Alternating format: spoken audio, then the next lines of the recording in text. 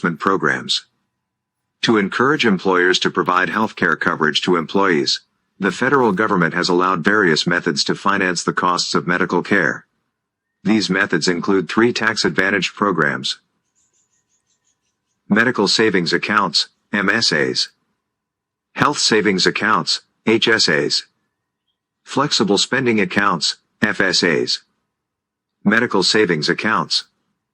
The first modern healthcare reimbursement program was the Medical Savings Account, MSA. MSAs were available through 2007. Individuals who owned an MSA in 2007 were permitted to maintain their account. Some accounts still exist. The MSA was created for self-employed people and employees of small employers to help them pay for qualified medical expenses on a tax-advantaged basis. The Health Savings Account, HSA, replaced the MSA. The HSA is available to self-employed individuals and all employers. MSAs combine a high-deductible health insurance plan with a tax-advantaged savings account.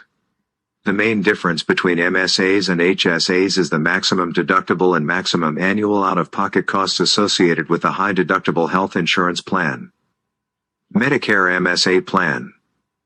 MSA plans are available to seniors who are covered under Medicare. Medicare MSA funds can pay for deductibles and coinsurance, but they cannot pay for prescription drugs covered under Medicare Part D, prescription drug plan. A senior who owns a Medicare MSA and who needs prescription drugs must join a Part D plan. Health savings accounts. A health savings account finances the costs of healthcare services. Like its predecessor, the MSA, an HSA is an individual account to which its owner makes tax-deductible contributions. HSAs can be set up through banks, credit unions, and other financial institutions. Characteristics of an HSA include: contributions grow on a tax-deferred basis. When withdrawn to pay for qualified medical expenses, distributions are tax-free. It is available for individuals and groups. The basic HSA concept. An HSA has 2 parts. A high-deductible health insurance plan, HDHP, to cover medical expenses that exceed the high deductible. A tax-favored savings account to pay the HDHP deductible. Because of their high deductibles and co-payments, HDHPs charge a relatively low premium. The annual premium for a traditional major medical family policy could be $10,000 or more. Yet the premium for an HDHP family policy could be $3,000 or $4,000 a year. The money saved from these premiums can fund the HSA. Additional savings are available through tax-deductible contributions, tax-deferred, potentially tax-free, growth. Key point: unlike flexible spending accounts, an HSA's funds can accumulate for years on a tax-deferred basis. They are not taxed when used to pay qualified healthcare expenses. Distributions from HSAs used for non-qualified healthcare expenses are taxable income. They may also be subject to a penalty tax. Health savings accounts are especially suitable for individuals and families without high annual medical expenses. The high-deductible health plan covers unusually high medical expenses while the HSA covers routine medical expenses on a tax-advantaged basis. Qualifying for an HSA. HSAs can be bought individually or as part of a group plan. If bought individually, the insured buys the high-deductible health insurance plan and sets up the HSA. Many commercial health insurers offer packaged high-deductible health insurance plans with HSA plans. In a group plan, the employer sets up the HSA plan for its employees and matches it with a high-deductible group medical expense plan. Qualifying for an HSA requires that the HDHP has a deductible of at least $1,400 in 2022 for individual coverage and at least $2,800 in 2022 for family coverage. The HDHP requires the insured to pay no more than $7,050 2022 limit in deductibles and co-payments for individual coverage and $14,100 2022 limit for family coverage before it pays benefits. The individual cannot be covered by any medical expense plan other than the HDHP. The individual cannot be enrolled in Medicare. No one may claim the individual as a dependent. Contribution limits for HSAs. The maximum deductible contribution a person can make to an HSA can change annually. The maximum contribution limit depends on whether coverage is for an individual or a family. $3,650 in 2022 for individual coverage. $7,300 in 2022 for family coverage. Those who are at least 55 years old can make an annual catch-up contribution. The limit on these contributions is $1,000 in 2022 for both single and family HSAs. Using HSA funds. HSA funds can pay for qualified medical expenses or for those of a spouse or dependent, child, grandchild, elderly parent, etc. A qualified medical expense includes the normal costs of medical care and premium payments for qualified long-term care insurance. If the account holder takes money out of the fund but does not use it to cover medical costs, the withdrawal may be taxed as ordinary income. A 20% penalty tax may also be imposed. HSA funds grow tax-deferred until the account holder reaches age 65. Then he or she can withdraw the funds free of the penalty tax and use them for any purpose. However, withdrawals are still subject to ordinary income taxation if not used for qualified medical care. Group HSA requirements. The combined contributions of both the employer and the employee in a group HSA cannot exceed the annual contribution limits. Employers cannot discriminate when making HSA contributions. Deposits must be in the same dollar amount or same percentage for all employees of the same class. Group HSAs are portable. When a person changes jobs, the HSA follows the person. Flexible spending accounts. A flexible spending account, FSA, or flexible spending arrangement, is another way to finance healthcare costs. There are two types, the Health Care FSA and the Dependent Care FSA. Healthcare FSAs pay for qualified medical care expenses. Dependent Care FSAs pay for qualifying dependent care, for children or dependent parents. Healthcare FSA. Unlike an HSA, an FSA is not tied to a high-deductible health plan. An FSA is a group benefit that an employer, the sponsor, can offer to employees.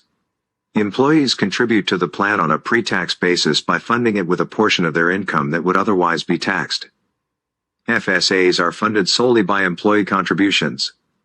Employees can use FSA funds to pay for qualified medical costs or for costs that the employer's health plan does not cover. When an employee incurs such an expense, he or she submits a claim to the FSA administrator with proof of payment. The employee is then reimbursed from his or her FSA. Any expense that the IRS considers a deductible medical expense may be reimbursed from an FSA. Some FSA plan sponsors give their participants a debit card that can be used to pay for these expenses. Qualifying medical expenses include fees paid to doctors, dentists, surgeons, chiropractors, psychiatrists, and psychologists. Fees for hospital and long-term care services. Premiums for long-term care policies. Prescription drugs.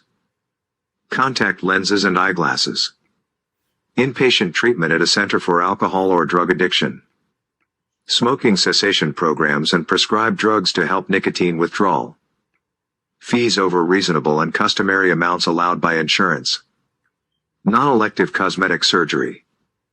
Co-payments on covered expenses. Deductibles. FSA participants can use funds in their accounts for up to 2 months and 15 days after the end of their benefit year.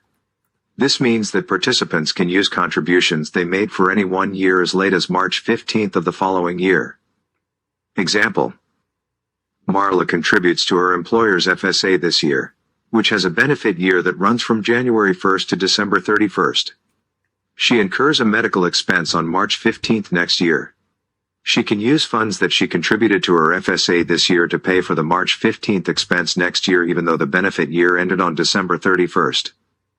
Instead of this grace period, plan sponsors can allow participants to apply unused amounts of up to $500 to reimburse qualified medical expenses incurred after their benefit year. The maximum annual contribution limit to an FSA is set by the sponsor, though it cannot exceed a federal maximum limit, $2,850 in 2022. Health reimbursement accounts. A health reimbursement account, HRA, or health reimbursement arrangement, is another way to pay for health care. An HRA is funded solely by employer contributions, which are excluded from employees' gross income. In contrast, FSAs are funded by employee contributions. HRAs provide employees with tax-free reimbursements for qualified medical expenses within an annual limit. Unused funds can be applied to reimbursements in later years. Qualified medical expenses include premiums for health insurance and long-term care insurance. They also include health care expenses not covered under another health insurance plan. An HRA can be offered with other plans, including an FSA. HRA funds remain with the employer if an employee changes jobs. Self-employed persons are not eligible for an HRA. Consumer-driven, or consumer-directed, health plans. Consumer-driven health plans, CDHPs, let consumers choose healthcare providers and manage healthcare expenses. A consumer-driven health plan consists of both a tax-exempt health account that pays for healthcare expenses within an annual limit and a high-deductible health plan that pays for expenses beyond the deductible. Consumers pay for healthcare expenses that the tax-exempt health account and the high-deductible health plan do not cover. So, consumers must plan how much they want to contribute to the health account. Funds left over from one year can be applied to healthcare expenses in future years. To control healthcare costs, CDHPs can have increased deductibles, coinsurance, and co-payments in HMOs, PPOs, and POS plans. Have tiered networks within HMOs, PPOs, and POS plans with higher co-payments when higher cost providers are used. Add an HSA, HRA, or FSA to a high deductible PPO plan. Have defined contributions from employers to encourage employee contributions. Include healthcare information services for consumers. For your review, a medical savings account, MSA, combines a high-deductible medical insurance plan with a tax-favored savings plan. MSAs were last issued in 2007, and existing MSAs may be maintained. Medicare MSAs are still available. A health savings account, HSA, combines a high-deductible medical insurance plan with a tax-favored savings plan.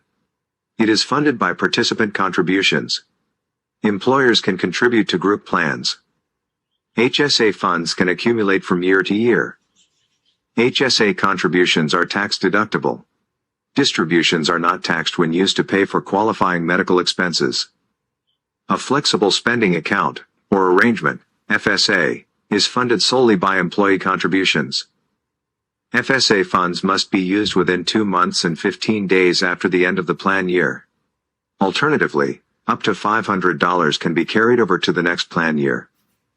A health reimbursement account, or arrangement, HRA, is funded solely by employer contributions, which are excluded from gross income.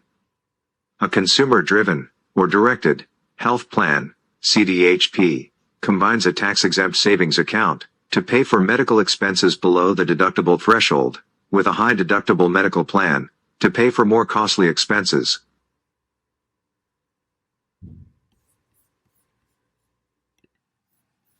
Okay, so my apologies because I forgot to turn this recorder on, but luckily I noticed before the end of the video. So I went ahead and did this quiz for this lesson. You can see the answers and the questions. The correct statement about HSAs: instead of paying higher premiums for health insurance, the HSA can pay for qualified healthcare expenses.